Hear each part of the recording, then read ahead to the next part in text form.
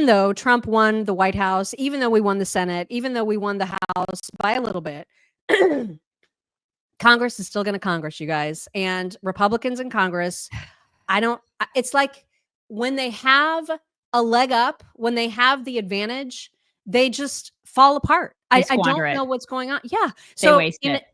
On Friday, the government is supposed to shut down again without a continuing resolution. The continuing resolution was supposed to just be a clean continuing resolution that would get us to March, by which time Trump would be in office and presumably, there would be no more of this nonsense. However, Mike Johnson is allowing all kinds of just added stuff to be negotiated in order to get this thing passed, because he's afraid of having the government shut down. I don't know why we're afraid. Shut the damn thing down. Yeah, just shut it down. Yeah, and so it's 1,500 pages, which is ridiculous. And first you'll see a news report about this that includes some thoughts from Mike Johnson, and then you'll see some reaction from some of the more fiscally responsible Republican congresspeople. First, here's Mike and the news report about him. Speaker Mike Johnson spoke about it today, giving a status update. Let's take a listen to that. Bipartisan work is ongoing. We're almost there. We worked really hard to achieve consensus on a bill that responsibly funds the government into March of next year. It'll go to March 14. So almost there, almost there. Why is this process taking so long, Nicole? Well, really, it's because they want to put a few extra bows on it, if you will. This was always intended to be a clean CR, really with no bells or whistles. But again, now a few bells and whistles are being added, but very much needed, according to the speaker, whether that is disaster relief, which the Biden administration had asked for to help the victims of hurricanes Milton and Helene, but also to provide more economic assistance to farmers. That really had been the sticking point, and really it more had to do with the particulars of where some of that money might be coming from, and also Democrats trying to extract some concessions in return. So as you know, Nancy, there's always that last minute horse trading that can sometimes hold up legislative text. But we do believe that at this point, everything has been ironed out, and it has to, because money runs out for the government this Friday. So if they don't get moving on this soon, obviously they'll be running up very close to that deadline. And they're going to have to rely on other insider trading to make money, right? It's like, just shut it down. Just shut it down. I don't care. They're useless. These people are useless. I get so sick of them. They don't do anything anyway. Seriously, what do they do? What sucks is that Mike's giving Democrats enough spending on new crap that he won't need all the Republicans. And so there will be a standout few Republicans who are just going to be like, this is bullshit and we're not voting for it. When are we going to get serious about being the fiscally responsible ones? But then the Democrats they'll get the candy that they want and they'll vote for it. And then we'll continue the cycle over and over and over again. He's too nice. He's way too nice. He's the school teacher that let the classroom get out of hand. You got to go in there and you got to be a complete jerk. You got to be awful. You got to be mean. And then you can let up a little bit once you got him. Yeah. He went in there and he was too nice. He's just too nice. He is. He's not. We need a guy or a woman in that position that is just a ball busting pit bull, and he ain't it. He's just not. I like him. I mean, don't get me wrong. I think I like him. He seems like a very, very nice man. That position, you've just got to be a ball buster.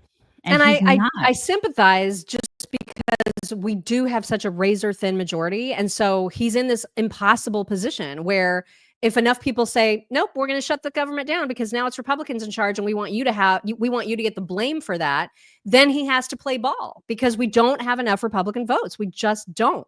It sucks, but that is the position he's in. I get it, but I don't think it's an impossible position. I just think that there's probably a person out there that probably could handle that position better than he could. I don't think it's impossible. I think it can be done. It's just maybe he's not. Yeah, but do we want that fight again? Because I know I don't. You're right. I'm just sick of these people across the board. I'm just sick of them. They're overpaid. They're probably asking for a cost of living raise. They're probably God. You know what I mean? They're probably asking for more money. And I just I can't, it's hard for me to even talk about these people without getting in an absolute rage and my blood pressure going up. So let's now go to the people that are pushing back. And thankfully, there are several. One of them is Representative Burleson, who just said that it is a complete dumpster fire. Here is video of him. So what are your thoughts on this? Have you seen the text at all? It's a total dumpster fire. I think it's garbage. This is what Washington, D.C. has done. This is why I ran for Congress to try to stop this. And sadly, this is happening again. I think that it's shameful that people that celebrate Doge coming in, and yet we're going to vote for another $1 billion to be added to the deficit. Right. And so it's ironic. What does this mean for Speaker Johnson's future?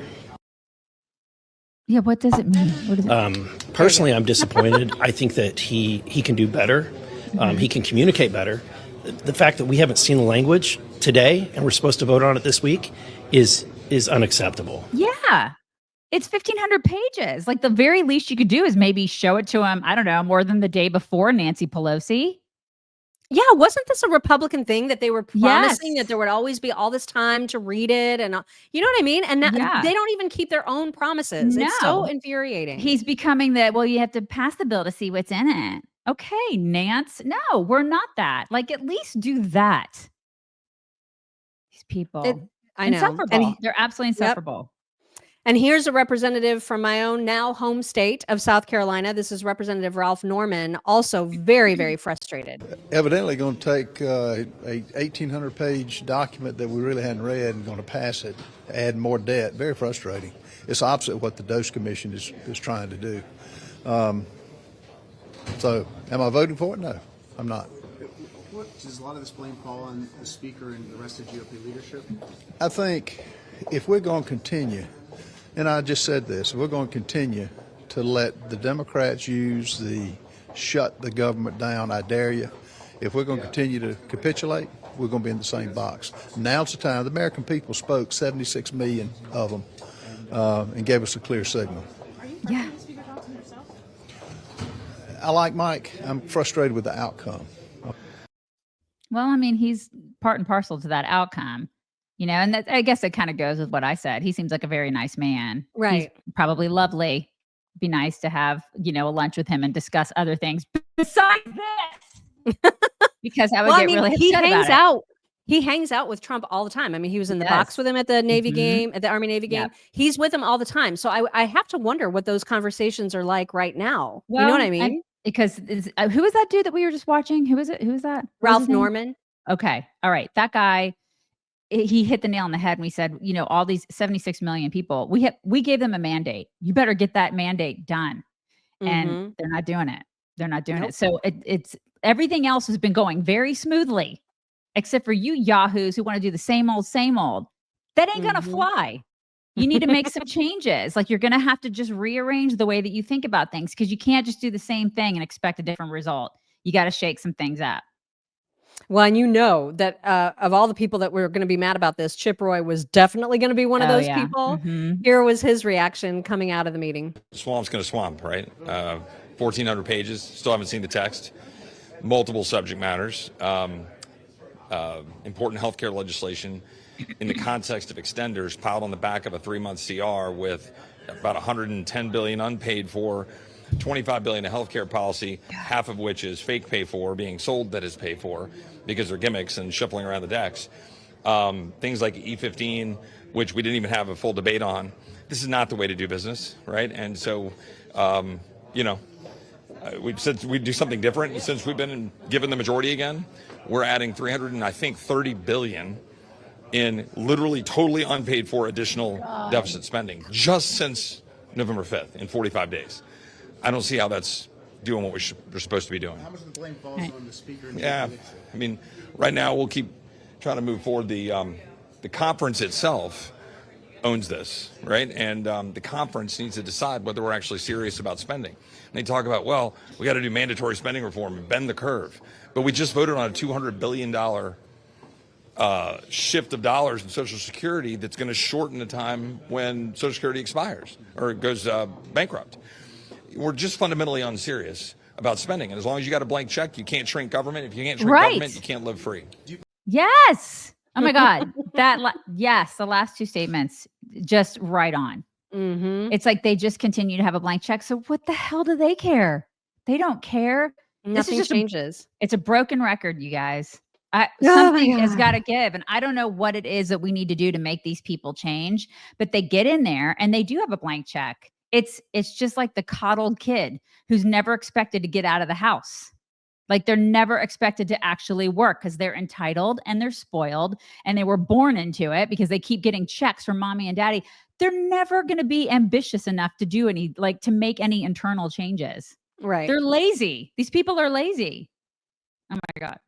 I know. It is so maddening. Now there is some hope, I guess. I'm not exactly sure how this would work, but Rand Paul is saying apparently that he's announced plans to delay the passage of this. Basically, it's a minibus CR spending bill, which has to be approved by Friday to avoid the government shutdown. He's saying that he's going to obstruct it unless it includes spending cuts, which would potentially push the Senate vote beyond the deadline and shut down the government. So leave it to Paul. Yeah. I mean, I hope, right? I hope that's, yeah. I hope that he has that power. There's other people that are weighing in on this. Of course, on Twitter, Daniel Horowitz saying, "Hey, Speaker Johnson, for the life of me, I can't understand why you would do an omnibus right before taking over a trifecta and not instead just pass a simple CR." Mm-hmm. Representative Luna said, "We are literally being held hostage with the CR. Why was Helene and Milton funding not a standalone vote? Exactly. We can vote on post offices as standalone votes, but not disaster relief." I mean, and then Sassafras 84, I don't know who that is, but she said, if Republicans don't have time to read the bill, just don't pass it. Vote no. It's not that hard, folks. It's common sense. She's 100% correct. Yeah. And then the co-host of Steve Bannon's War Room, Natalie Winters, she has decided that CR no longer stands for continuing resolution. Here's what she thinks it stands for. If Democrats had won this most recent election, we would be in jail right now, and you wouldn't even be able to watch this show. And we won with an overwhelming mandate. And House Republicans don't really seem to get that 77 million Americans just voted for them to stop this performative BS that they're doing right now. Right? And it's not even a CR. It's effectively an omnibus. But maybe the CR stands for what? Cuck Republicans? Because that's what you are. She's so right. She's 100% correct. Yeah. I love they don't that. get it, man. They don't get it because they don't have to, because they're spoiled and they're entitled, just like the Democrats.